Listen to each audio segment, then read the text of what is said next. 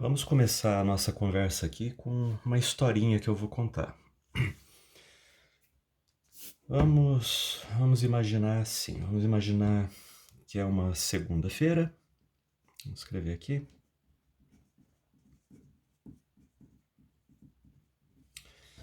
E uma pessoa aí está usando um computador, um aluno de computação, e ele vai disparar alguns programas, né? Vai ativar alguns programas aí nesse computador.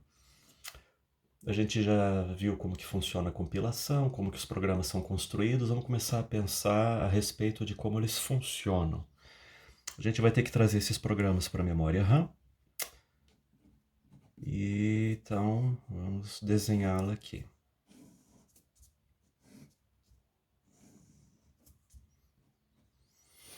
Aí esse aluno resolve abrir, por exemplo, um editor de textos.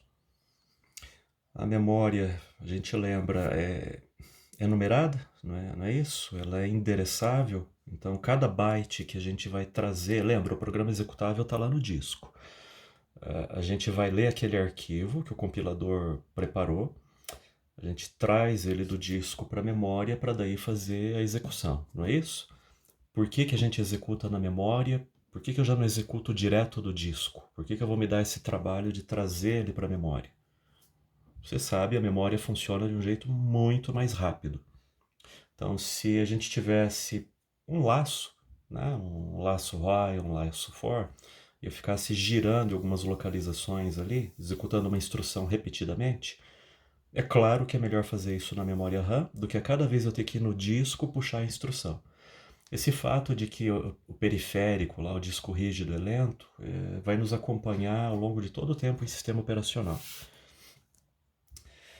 Mas enfim, então eu vou trazer esse tal editor de textos para a memória. E como a gente está supondo que a memória está inteirinha livre, aqui no endereço 0, a gente traz do disco e o editor vem parar aqui.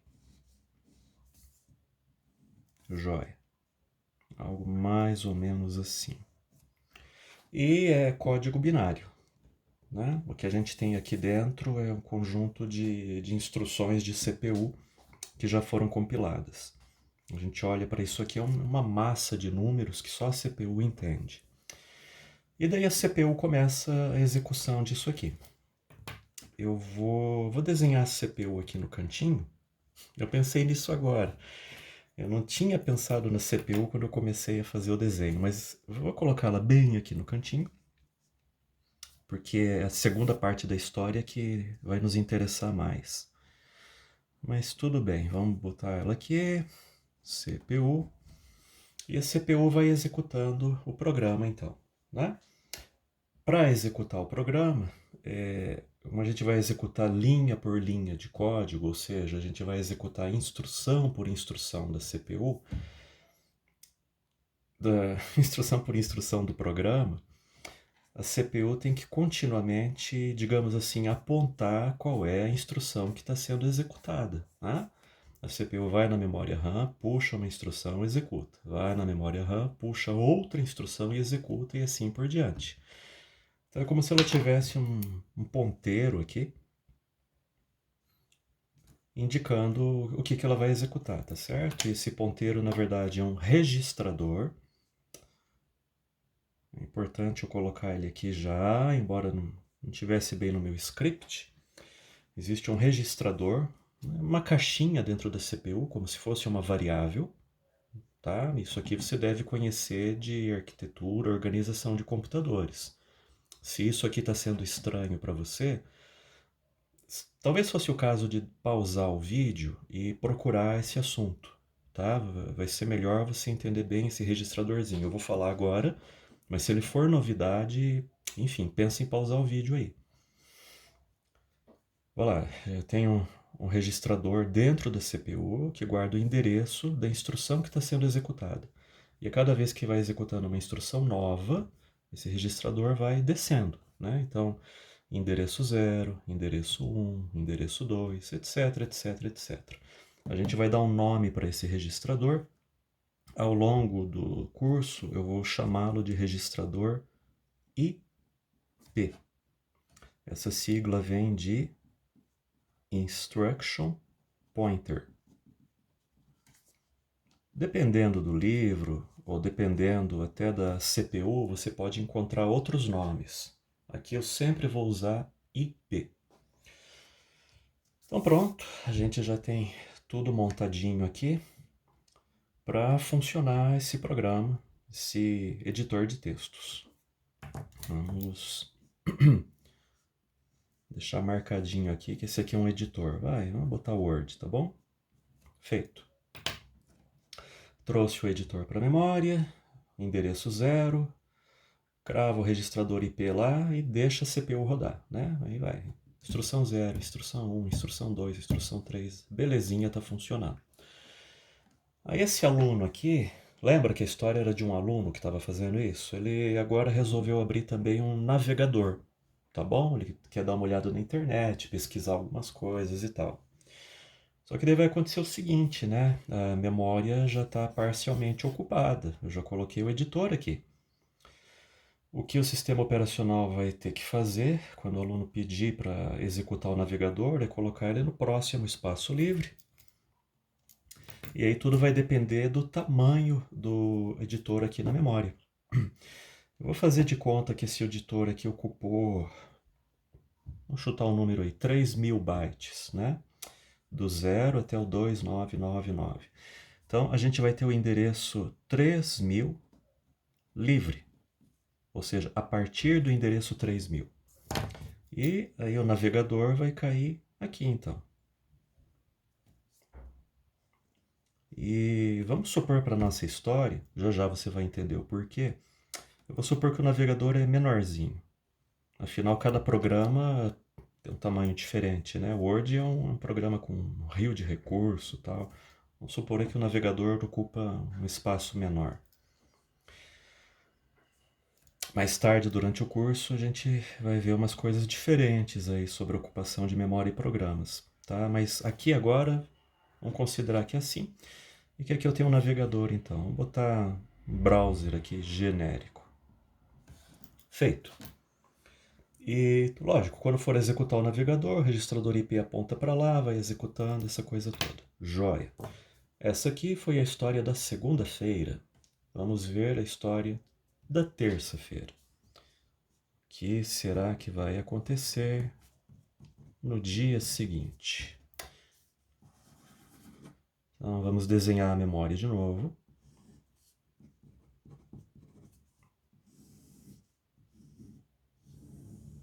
Tá aqui. Começa lá no endereço 0 e vai embora. Tem a CPU também, né? Eu não vou desenhar de novo, vamos simplificar aqui. O aluno vai lá, pá, liga o computador, carrega, né, faz ele funcionar e tal. Eu vou executar um programa. Aí nesse dia, ele resolve começar pelo navegador, tá? A primeira coisa que ele vai fazer é dar uma olhada nas notícias do dia, pesquisar alguma informação que lhe interessa. Então, a primeira coisa que ele carrega é o browser. Então, vamos desenhar ele aqui. Não está um quadrado muito bonitinho, mas você não vai ficar bravo comigo, né? Então, tá bom. Tá aqui o navegador. Aí vai lá, navega um pouco, busca umas informações, em seguida ele resolve carregar um editor de textos para continuar o trabalho do dia anterior. Estava fazendo umas anotações de SEO, estava escrevendo um trabalho aí de conclusão de curso, uma coisa assim.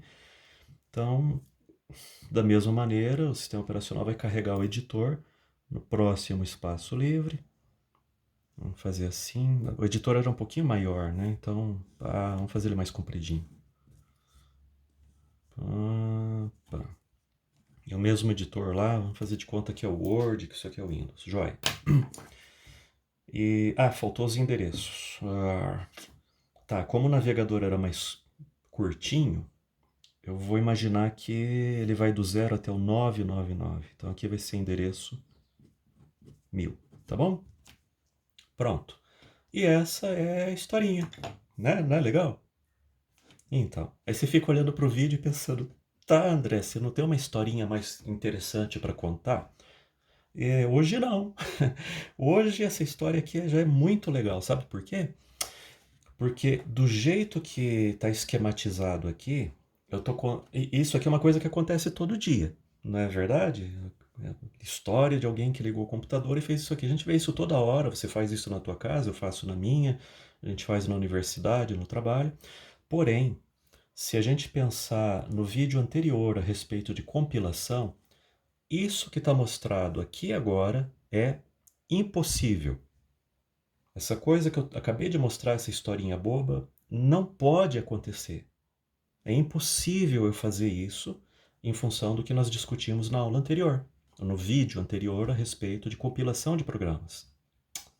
Essa é a parte surpreendente do negócio, e agora eu vou deixar uma pergunta aqui para você de novo, que a gente fez anteriormente, né? Você vai pausar o vídeo e pensar, depois eu vou explicar.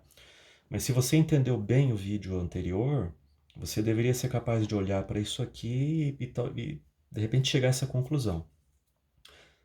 Daí a minha pergunta: por que essa situação é impossível? Tá? Do jeito que está aqui, segunda, terça, carrega um programa, carrega outro nesses endereços, isso não devia acontecer, não devia funcionar. Pause o vídeo agora e explique, tente achar o motivo. Fez a pausa? Pensou um pouco? Eu sempre digo, é importante você fazer essas reflexões enquanto está estudando, tá? Veja que aqui essa reflexão leva a avaliar até que ponto a gente entendeu o conteúdo anterior, né? Pois bem, olha só. Vamos supor que dentro desse programa aqui, desse editor Word, nós tenhamos uma instrução assembly para chamada de função. Você deve recordar, a gente falou isso, é uma instrução call. Eu vou escrevê-la aqui dentro em qualquer lugar, aqui por exemplo, call. E você deve recordar também que depois que todo o processo de compilação foi realizado, nós obtivemos um programa executável lá em binário bonitinho, o que a gente tem aqui é uma massa de números. Então, no lugar de call, vai existir um número que a CPU entende como sendo a instrução call. E em seguida a gente vai ter números que indicam o quê? A posição da função que está sendo chamada. Então, se por acaso o Word estiver chamando uma função para ler o teclado, aqui a gente vai ter que ter call e o endereço dessa função dentro do programa. Vamos supor que seja 1, 2, 3. Tá aí. No dia seguinte, na terça-feira, a gente carrega o mesmo programa, é o mesmo Word que vem do disco. E é evidente que nada mudou no Word. Entre a segunda e a terça é o mesmo programa. Então aquela instrução vai estar aqui. Certo? O programa que está no disco a gente carrega para a memória. E agora a gente bate o olho nisso e vê, pera lá, isso aqui não dá certo. No primeiro dia, quando a gente carregou o programa no endereço 0, né, a memória estava vazia, lembra? Né, tudo vazio, já carreguei ali. Essa chamada call 123, ela deve funcionar. Então a CPU vai se dirigir ao endereço 123 e aqui tem a função que o Word desejava executar, né? Ler o teclado, escrever alguma coisa na tela, sei lá. No dia seguinte, mesma coisa, a CPU vai estar executando. Quando ela chegar nessa instrução e encontrar call 123, o que a CPU faria é ir para o endereço 123. Pois é, só que o endereço 123 se refere a outro programa. Então olha que coisa louca. A CPU sairia daqui e faria uma chamada para a posição 123 e ia cair no navegador. A situação é completamente absurda. E apesar disso, enfim, a gente faz todo dia esse tipo de coisa aqui, né? Carregar programas na memória e executá-los. Nós precisamos corrigir essa situação aqui, tá? No compilador, em tudo que nós vimos no vídeo anterior, não existe uma solução para isso. O motivo é até bastante óbvio, né? Quando a gente compila um programa, nós não sabemos quando e aonde esse programa vai ser executado, em que condições. O dia lá que a Microsoft compilou o Word e deixou ele pronto para execução, lá na Microsoft eles não podiam adivinhar que na segunda-feira o Word ia ser carregado no endereço 0 e que na terça-feira o Word ia ser carregado no endereço 1000. É impossível adivinhar o futuro assim. O que o compilador faz, o que todos os compiladores fazem é criar um programa executável com endereços que funcionam pensando sempre que a memória está limpa. Ou seja, o compilador prepara um programa para ser executado no endereço 0. O Word é compilado para funcionar no endereço 0. O navegador é compilado para funcionar no endereço 0 e assim por diante. Então, qualquer programa aqui que for carregado no endereço diferente de 0 vai estar errado. E isso não é problema do compilador. Essa última frase que eu falei tem que estar muito clara para você. Se não tiver, pausa, volta e faz uma reflexão. No caso do navegador, eu posso dar mais um exemplo, vamos dizer uma outra chamada. Lá dentro do navegador também tinha uma chamada de função em algum ponto, talvez fosse um... Podia ser até o mesmo call 123, mas vamos imaginar uma outra coisa. Call 200. Veja, também não vai dar certo, né? Então, essa chamada aqui vai cair no endereço impróprio, só vai dar certo se o navegador estiver lá no endereço 0. Bom, eu acho que deu para entender essa parte. A gente vai ter que resolver isso. A primeira pergunta, antes de passar para frente, é a seguinte. Vamos esquecer isso aqui um pouquinho. Pense apenas no Word que você está vendo aqui, nesse nosso exemplo hipotético. Qual teria que ser o endereço correto em cada caso, né? No primeiro dia que eu carreguei o Word e a memória estava vazia, nós estamos afirmando que vai estar tudo bem. Vou fazer uma chamada para o endereço 123 e vai dar certo. Na terça-feira, essa chamada teria que ir para qual endereço? Pausa o vídeo e vamos seguir em frente a seguir. Fez a pausa aí? Então, vamos ver a resposta. Nosso caso aqui é simples de resolver. Vamos desenhar uma memória, de novo. Memória RAM.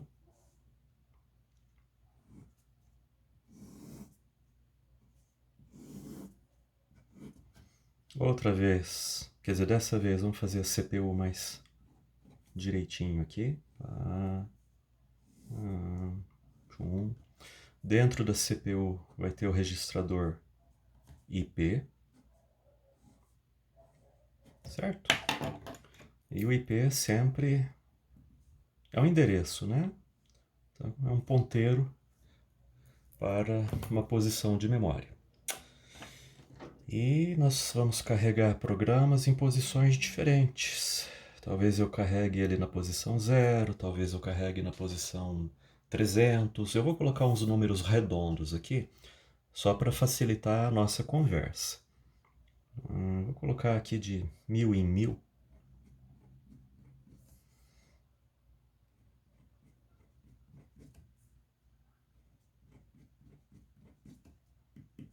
Etc. Essa memória aqui vai sendo ocupada à medida que nós vamos colocando programas aqui dentro e naturalmente vai liberando espaço à medida que os programas saem. O problema que a gente está discutindo é o seguinte, eu tenho um programinha aqui, dentro desse programa nós temos uma chamada ao endereço 123. Se eu carregar o programa lá no endereço 0 de memória, a gente já entendeu que a chamada vai funcionar corretamente, mas se eu carregar no endereço 1000, né, porque aqui já tinha alguma outra coisa antes, essa chamada 123 vai para uma posição de memória inválida, certo? A chamada está saindo do programa e sabe lá Deus o que tem nessa região aqui, pode ser um outro programa. Se eu carregar o programa no endereço 2000, mesma coisa e assim por diante. E a gente quer corrigir isso. E como que é a correção? Então, olha só. De novo, no endereço 0, tudo funciona. Se ao invés do endereço 0 nós carregássemos o programa no endereço número 1, isso significa que todo o conteúdo do programa foi empurrado um byte para baixo. Se eu tinha uma variável no endereço 0, ela foi parar no endereço 1. Se eu tinha uma subrotina no endereço 0, ela foi parar no endereço 1, e assim por diante. Então, ao invés de call 1, 2, 3, eu tenho que fazer call 1, 2, 4. Se eu empurrar o programa 10 bytes para baixo, tá? Empurra o programa 10 bytes para baixo. Todas as variáveis, todas as subrotinas, todo o código foi empurrado 10 bytes para baixo. Então todos os endereços têm que ter uma correção de 10. E assim, se nós carregarmos o programa no endereço 1000, ao invés de fazer a chamada call 123, a chamada que nós vamos precisar vai ser call 1123. Se o programa for empurrado lá para o endereço 2000, a chamada seria call 2123, depois call 3123 e assim por diante. Perceba que a correção é fácil, né? É um problema fácil de resolver. A gente determina em qual endereço o programa vai ser carregado, pode ser qualquer número, inclusive um número quebrado, eu só não quis usar para discussão, mas enfim. E aquele número, né, da posição lá onde eu carreguei o programa, eu somo nessa instrução aqui. Na verdade, perceba o seguinte, a gente vai ter que corrigir todas as instruções. Vamos fazer um programinha aqui do lado. prog.exe.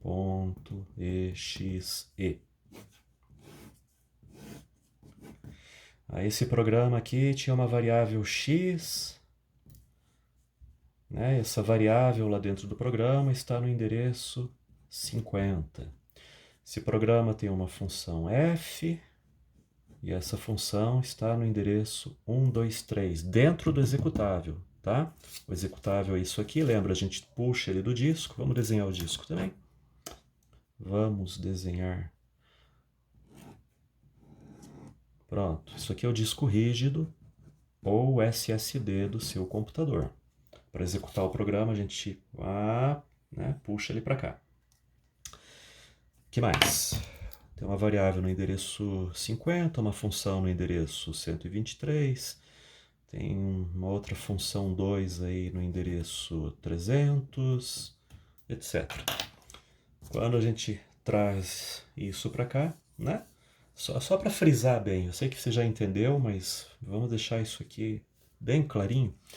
Quando a gente traz isso para cá, dependendo da posição, tá tudo errado.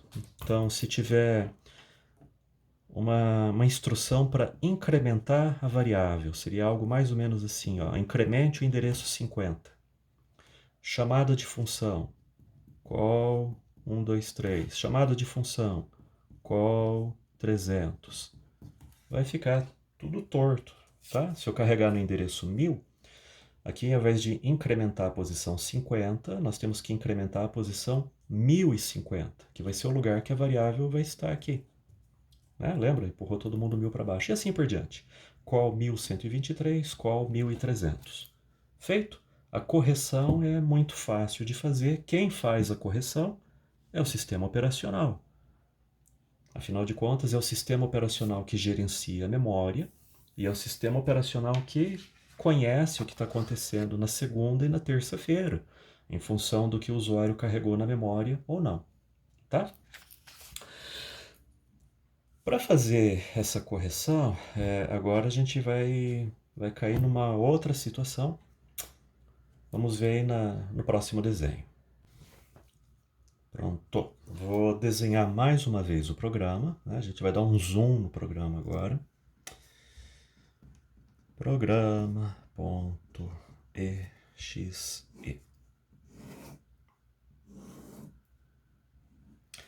Como que é esse programa executável por dentro? Quando a gente olha, é um monte de números, certo? Números que a CPU vai ler, e esses números representam instruções. Então eu tenho um apanhado de binário aqui, né? Uma confusão tremenda de bits todos misturados aqui. Se olhar dentro do programa é isso. Aí eu faço uma pergunta, cadê as instruções? Né? Olhando essa coisa toda aqui, aonde que tem um call? Aonde será que é uma variável? Aonde será que é uma subrotina? Onde será que tem uma string aqui dentro, né? Não é que eu virar assim... eu não tô achando não, peraí. Não tô vendo, eu não tô vendo, você também não tá vendo e, bom, ninguém tá vendo. Cadê as coisas aqui?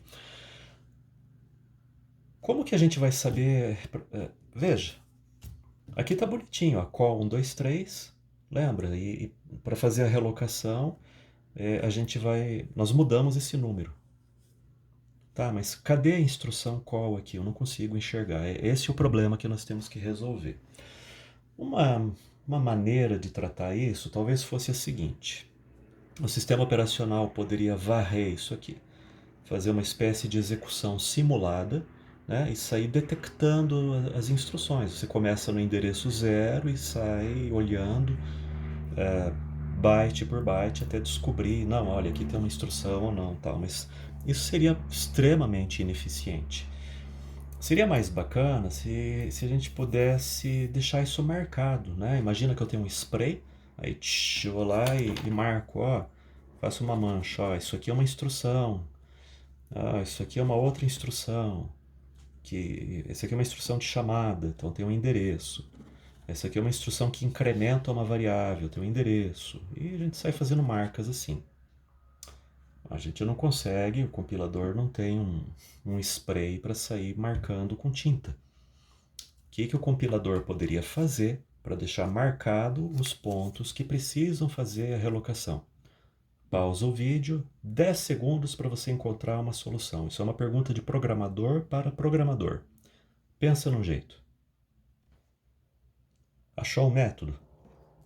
Repara, eu vou repetir, isso não é uma pergunta de sistemas operacionais. Eu estou dando para você um problema de programação, tá? Uma conversa entre dois programadores aqui. Qual é o problema que você tem que resolver? Tem que marcar essas instruções de alguma maneira. Bom, não dá para pintar as instruções, não dá para marcar. A gente não pode mexer no código executável, é impossível. Esse código executável vai para a CPU e ela vai rodar, tá? Aqui a gente não mexe. Então o que a gente faz? Você pode colocar no final, ou talvez no começo, vamos desenhar aqui no final, uma tabela. E essa tabela aqui seria uma tabela com ponteiros, indicando posições no programa que contém instruções que têm que ser corrigidas, tá?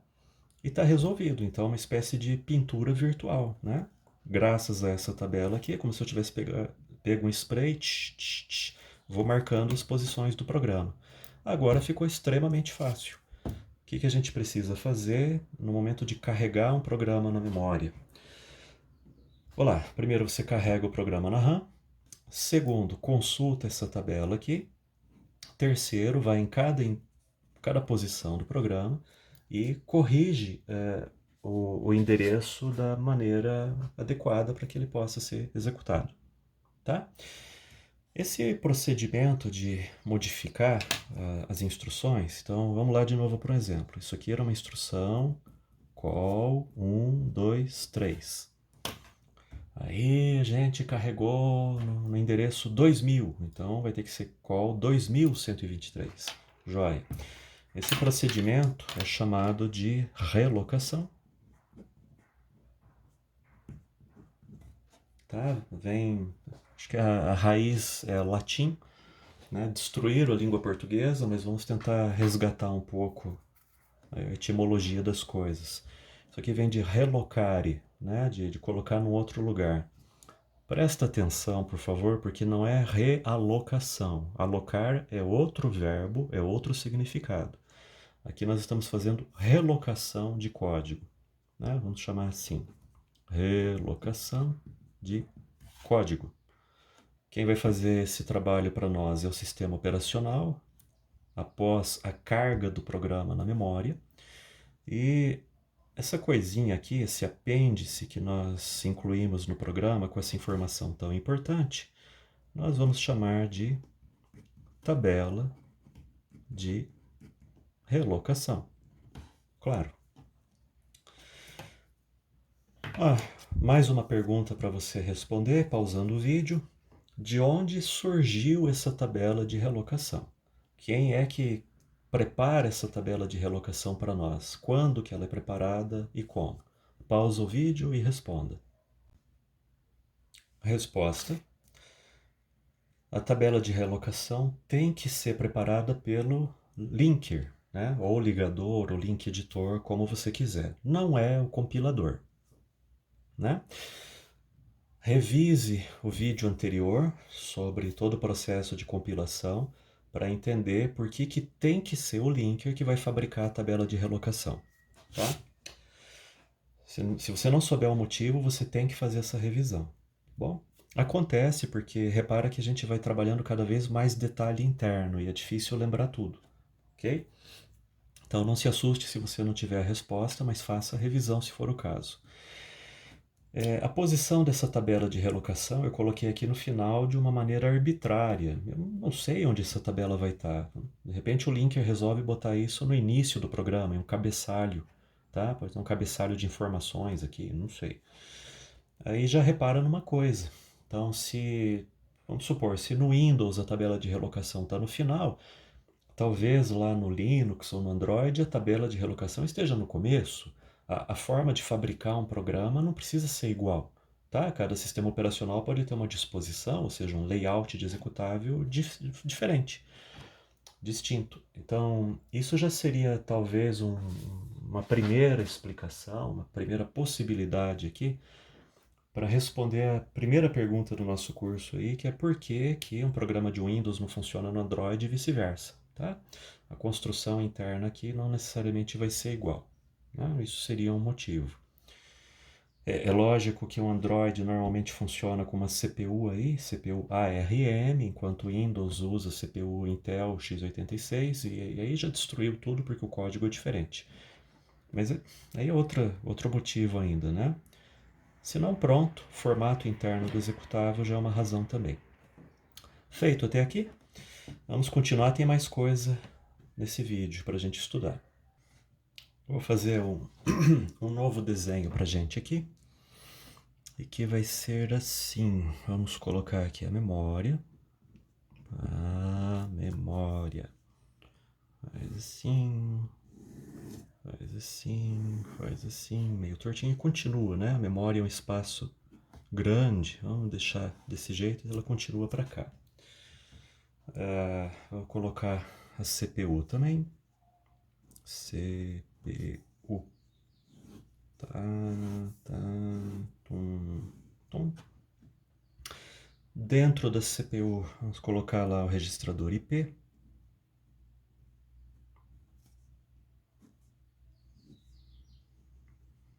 Esse aqui a gente já devia conhecer lá de arquitetura, tá? Tô frisando, isso aqui já devia ser uma coisa conhecida da gente. Que mais? Botar uns endereços de memória aí. 0, 1, 2... E vamos fazer de novo de 1000 em 1000, porque arredonda a conta dos nossos exemplos.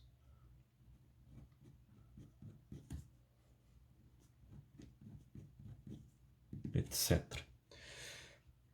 E a gente continua preocupado com a história de rodar os programas, certo? Em endereços diferentes. Só vamos recapitular uma coisa aqui rapidinho.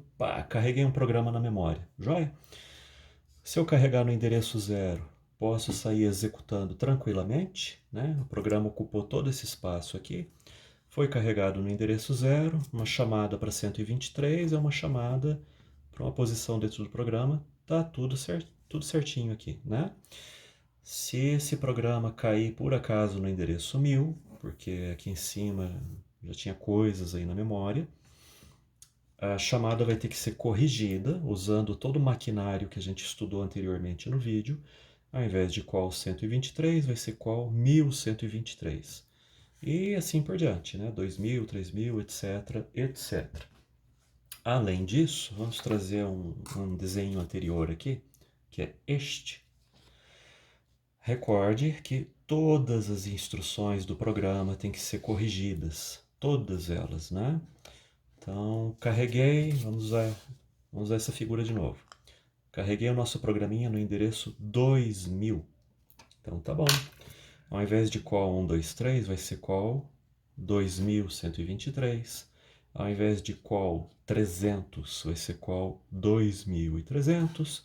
E a variável que eu tinha que incrementar o valor, o x, que é ser x mais 1, vai ter que ser 2050 e não apenas 50. Certo? Certo, fácil. Pensa junto comigo agora. O que a gente faz aqui é uma soma. É só isso. Dependendo do lugar em que você carregar o programa, você soma o endereço base, o endereço de carga do programa, né, a base dele aqui, em todas as instruções que precisam de uma correção. Poxa vida, tem que fazer uma soma. Você conhece alguém no computador que sabe fazer somas? Eu conheço, é a CPU. A CPU é equipada para isso, né? Ela tem os circuitos internos lá prontinhos para isso.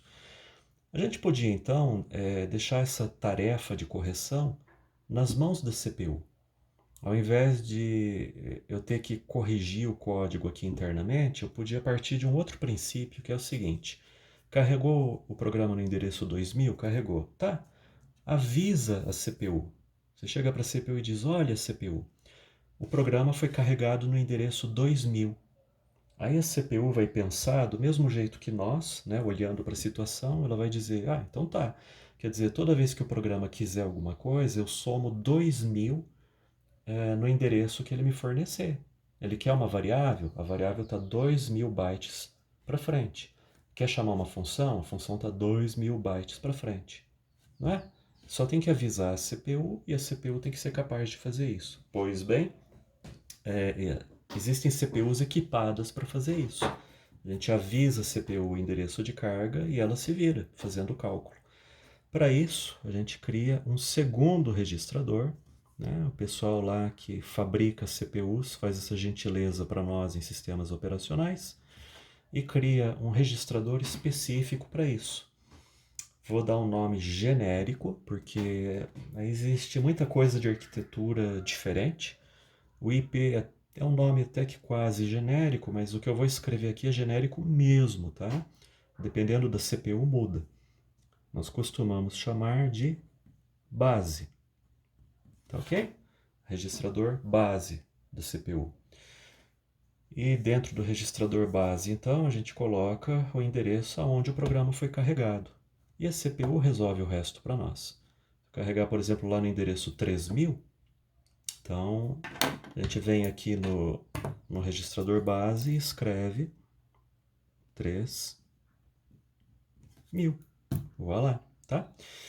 E se a CPU for executar a instrução 123, ela já soma o valor de base naquele endereço. O resultado vai ser 3123. E o programa vai ser executado corretamente. Joia? Então aqui nós temos o que nós poderíamos chamar de relocação por hardware, porque é o hardware, é a CPU, que está cuidando do assunto para nós. Esse é um dos primeiros momentos dentro da disciplina de SO em que nós vemos uma junção entre hardware e software para resolver um problema. Presta atenção. O problema que nós estamos resolvendo aqui diz respeito à execução de programas. Nós queremos ter a capacidade de carregar vários programas na memória.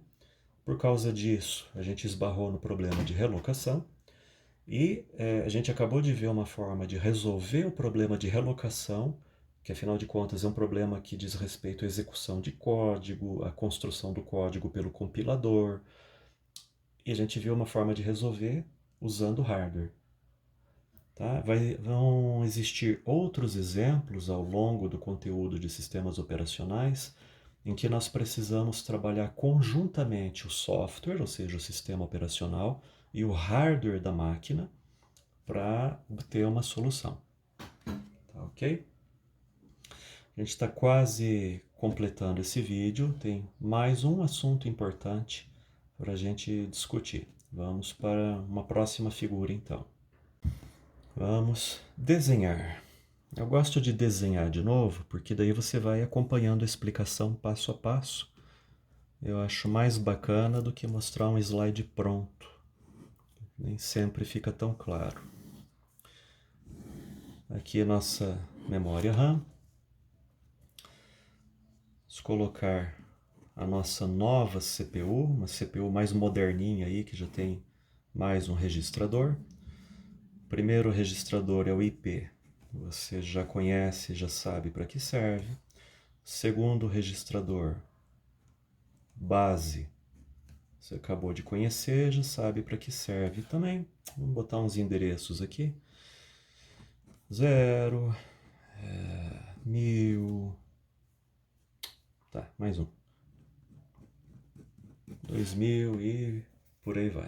Tá bom. E de novo a gente vai carregar um programinha ali dentro, né? Então carrega o programa, tá aqui. Endereço base vai ser 1000 e tudo funciona. Legal até aí. Agora, pode acontecer coisas durante a execução de um programa também que não são, sim, muito bacanas, né? Erros de execução. Por exemplo, linguagem C a gente trabalha com ponteiros para memória.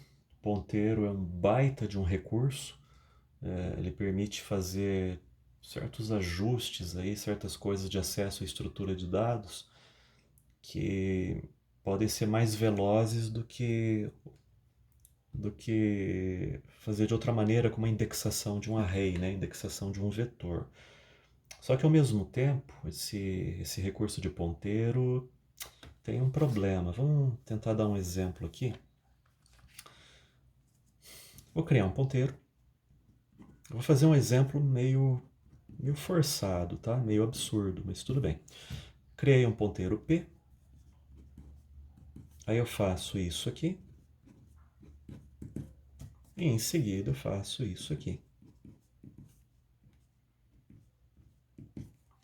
E tá com você. 10 segundos para você pausar o vídeo e dizer o que está acontecendo nesse código aqui. Pausa o vídeo. Respondeu? Vamos analisar juntos aqui bem rapidinho. Aqui a gente criou uma variável. Então vou até fazer um desenho. Está aqui a nossa memória. Dentro da memória, em algum lugar, existe a variável P. Tá bom? P ocupa um espaço na memória. Vamos fazer de conta que ele está no endereço 50. E essa variável P contém o quê? Um endereço, né? A segunda instrução aqui, P igual a rand, gera um número aleatório. Esse número é guardado aqui. Qual vai ser esse número aleatório? Não sei, 7, 6, 5, 2, 0, tá bom assim? Olha lá, um número qualquer. Então, variável P recebeu um número, como uma variável clássica qualquer, tá? Nenhum mistério nessa linha de código. Próxima linha de código em linguagem C, isso aqui significa mais ou menos assim, siga o ponteiro, tá? Uma maneira de traduzir essa linha de código de C para português, pelo amor de Deus, não estou falando de Portugal, né? Portugal é uma coisa meio bizarra, talvez aí ao longo do curso a gente converse a respeito. A maneira como Portugal é tratado, às vezes em sala de aula, não é muito boa, mas aqui a gente tem que traduzir, do mesmo jeito que a gente tem que traduzir matemática para português, você tem que fazer isso no momento em que está lendo uma fórmula, uma representação matemática de algo, porque se você não traduzir a matemática para português, você não vai entender, você vai ficar se batendo com somas e subtrações sem saber o que você está fazendo. Aqui também, se a gente for fluido em programação C, você lê isso como se você lesse uma língua estrangeira. A partir do momento que você domina inglês, você escreve inglês, tá certo? Tá aí, esse é o grande problema com Portugal. Você fala inglês? Sim. Então você escreve o texto direto em inglês, você não escreve em português para depois traduzir. Isso é absurdo, é perda de tempo, né? É que nem rodinha de uma bicicleta, tem uma hora que você tem que jogar isso fora. Então, linguagem C também. Você entende a linguagem C? Entendo. Então, você traduz isso aqui para português na tua cabeça. Você não escreve Portugal para criar um programa. É absurdo que nem a rodinha da bicicleta, tá? Tem uma sutileza envolvida aqui, mas a nossa aula de SEO não dá para conversar agora. Volta no assunto. Como que traduz isso aqui para português? Traduz assim. Escuta bem. No endereço apontado pela variável p, guarde a variável x. É uma dica, tá? Caso você não conhecesse, agora você conhece. Quando a gente tem isso aqui escrito em linguagem C, você tem que ler em voz alta dessa maneira. Então aqui está escrito: guarde na variável p um valor aleatório. Eu guardei na variável p um valor aleatório. Guarde no endereço apontado por p x. Eu vou no endereço apontado por p e guardo a letra x. Perfeito? Pois é, por que que isso aqui é um problema? Tá? Eu não conversei tudo isso aqui só para ensinar o rever ponteiro. Não, não, não. A gente está falando a respeito disto aqui. Tem um programinha na memória, tá? A gente fez a relocação por hardware, tem a nossa CPU espertinha ali e tal, o programa está funcionando. Mas no meio da execução do programa tem algo parecido com isso. Na verdade, eu estou ilustrando aqui um erro de código. Tá? A gente não tem motivo para escrever isso num programa de computador. Isso aqui é um erro, na verdade, mas pode acontecer. A gente pode indexar um array, ou seja, um vetor, usando uma fórmula errada. Eventualmente um ponteiro tem algo programado ali meio torto, esse ponteiro acaba caindo numa região inválida de memória. Eu não preciso programar em C, eu posso programar direto em assembly, tá? Por alguma razão, e daí no meu código assembly eu acessei uma região que não devia, né? Então, tá aqui. O que que acontece se eu acessar uma região errada de memória? O que acontece se o nosso programa executar uma instrução que toca uma região incorreta? Essa é uma pergunta realmente para você pensar. Pausa o vídeo e eu quero mais de uma resposta. Pensou? Veja só. Se nosso código esdrúxulo aqui está escrevendo uma letra X em uma posição qualquer, esta posição aqui pode pertencer a um outro software. Significa que a execução dessa linha aqui pode destruir uma instrução de um outro programa. Pode destruir uma informação presente em uma variável de um outro programa. Talvez esse trecho que eu estou destacando aqui seja uma parte do sistema operacional. Então a gente pode estar colocando em risco o funcionamento da máquina inteira. Além de fazer escritas em uma região de memória, a gente também pode fazer o inverso. Posso criar uma segunda variável aqui, int dados, e eu posso ler o conteúdo de uma região. Olha essa outra coisa aqui. Usando esse dispositivo, em teoria, nós poderíamos apontar para qualquer canto da memória e ler dados de lá. Isso significa ler dados de um outro programa, ler dados do sistema operacional. Uma das coisas ruins que nós poderíamos pensar em fazer seria... Imagine que o usuário está empregando um navegador, está digitando um número de cartão de crédito, e eu escrevo um programa para ler esses dados a partir do navegador. Então a gente tem uma falha de segurança extremamente grave aqui. E o sistema operacional tem que se ocupar da segurança da máquina. A gente tem que garantir que acessos dessa natureza não aconteçam. Afinal de contas, veja só, foi o sistema operacional que determinou que este novo programinha aqui fosse carregado no endereço 1000 ou 1100 ou 2000, não sei. É o SO que acha um espaço na RAM e carrega o programa lá.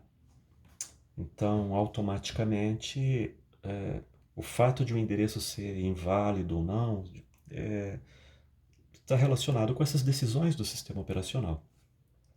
Então, eu tenho uma pergunta para você. O que a gente pode fazer para barrar esse tipo de acesso ilegal? Ou seja, se esse nosso código tentar acessar um endereço em um desses espaços aqui que não pertence a ele, nós precisamos impedi-lo. Como que a gente faz isso? 10 segundos para você pensar numa solução. Pensou? Um pouquinho mais de 10 segundos? Olha só. No caso específico aqui desse ponteiro,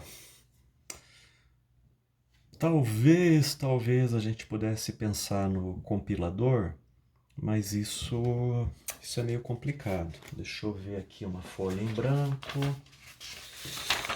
Compilador. Tem algumas coisas que o compilador pode fazer sim. Vamos ver. Vamos colocar uma folhinha aqui. Vou dar um exemplo. Talvez um código assim. Eu crio aqui um array qualquer, uma matriz, não sei. Vamos chamar isso aqui de V, dizer que tem 1000 elementos.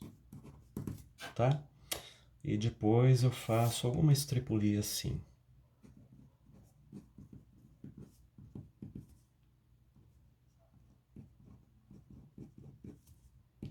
Não vou escrever tudo, tá bom?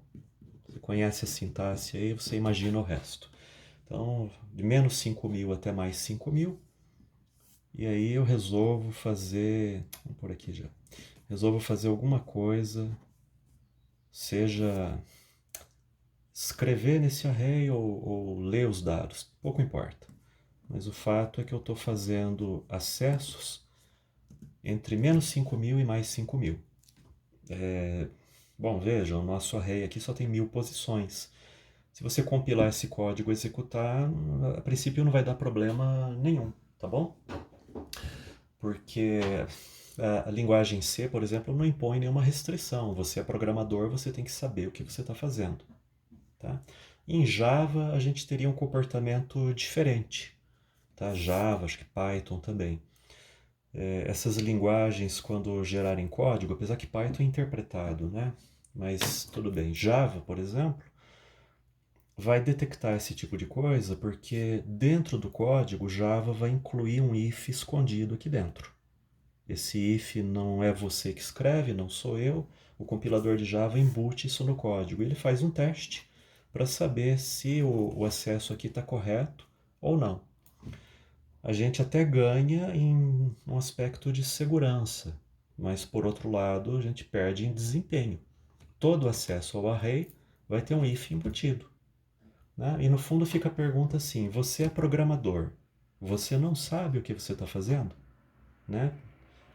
Precisa que o compilador teste o código que você fez porque você não tem certeza se o código está correto. E veja, se esse if aqui indicar que a gente fez um acesso ilegal, o programa vai ter que ser abortado. Então, de qualquer maneira, você fez um programa errado. Né? É uma questão um pouco difícil de balancear, que vai entrar em conta quanto custa fazer teste de software. Né? Porque aqui a gente vai ter o diagnóstico mais veloz. Mas que seja. Em C não existe esse if aqui. Tá? Não existe, então o código roda mais depressa. Se você pedir para o compilador, ele gera esse tipo de teste. Tá? Então lá no GCC vai ter uma opção de linha de comando. GCC, bom, eu não sei qual que é a opção que a gente usa que liga esse tipo de teste. Liga ou desliga a gosto do freguês.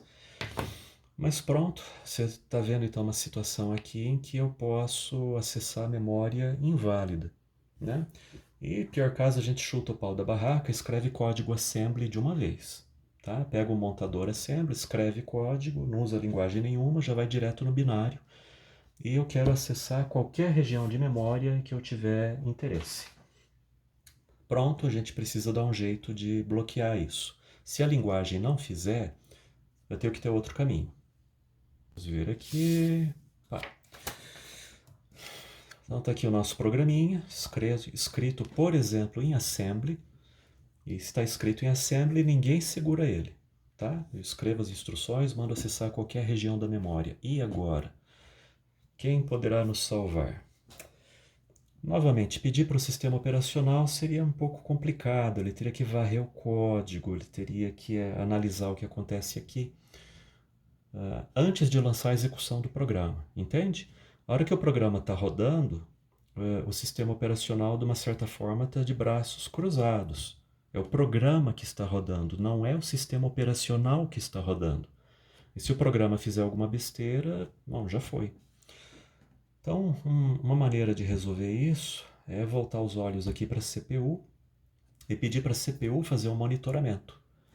Caso nosso código tente acessar alguma coisa fora do espaço que está delimitado para ele, a CPU poderia passar uma tesoura nisso e dizer: ô programa, negativo, isso aí não é autorizado. Para nós obtermos esse efeito, a gente vem aqui e cria mais um registrador. Também vai receber um nome genérico, vamos chamar isso aqui de registrador limite. E usando essa combinação de registradores base e limite, nós conseguimos fechar esse programa dentro de uma região de memória, como se eu tivesse fabricado uma caixa e esse programa só pode executar dentro dessa caixa virtual. Qualquer acesso que ele tente fazer em um endereço inválido é detectado pela própria CPU, que vai cancelar a execução desse programa. Tá? Quando acontecer uma dessas tentativas aqui, a CPU para a execução do programa, chama o sistema operacional, avisa o sistema operacional que o programa fez uma besteira, e a providência do SO vai ser o quê? Apresentar uma mensagem de erro na tela, né? Você clica em cima da mensagem, ó, esse programa fez uma bobagem, e o programa é removido da memória. Tá bom? Então é assim que a gente resolve essa situação aqui. Final da história e final do vídeo, a gente aprendeu hoje. Bom, registrador IP não necessariamente você aprendeu, vou destacar isso, você já devia conhecer isso aqui. Se não for o caso, revise lá em Arquitetura e Organização de Computadores. A gente entendeu a respeito do problema de relocação de código, que é fazer esse programa funcionar em qualquer lugar. Como que isso pode ser feito pelo sistema operacional ou pelo registrador base, tem duas maneiras, né? E por fim o registrador limite, que vai garantir mais segurança aqui de execução, ok? Isso encerra esse vídeo aqui.